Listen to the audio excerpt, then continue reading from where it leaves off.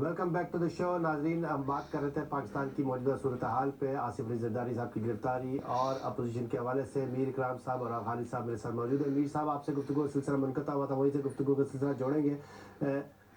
आप कह रहे हैं कि करप्शन के खिलाफ कार्रवाई जरूरी है, लेकिन क्या वाकई ये करप्शन के खिलाफ कार्रवाई हो रही है या इंतकामी कार्रवाई हो रही है?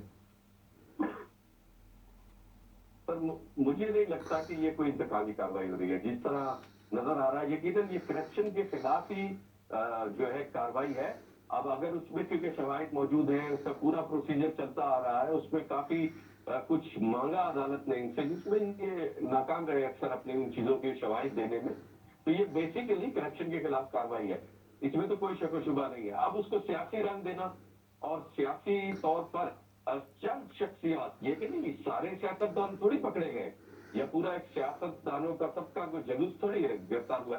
चंद एक सियासतदान जिनके ऊपर सियासत में रहते हुए हुकूमती जराये को इस्तेमाल करते हुए या किसी भी तरह से उन्होंने करप्शन की है, लेकिन उसको या तो लेकिन ये चंद बता दें कि ये सियासतदान सिर्फ करप्शन हमने सियासी नहीं पार्टियों की। के रहनुमा क्यों है?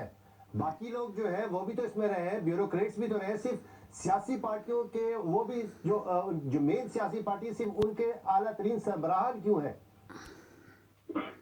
सर, इन्होंने मातहत बना के रखा हुआ था पूरी मशीनरी को, कि अगर आप अवामी नुमाइंदे कहलाते हैं तो अवाम की नुमाइंदगी करें, ना कि मुल्क के बादशाह बने।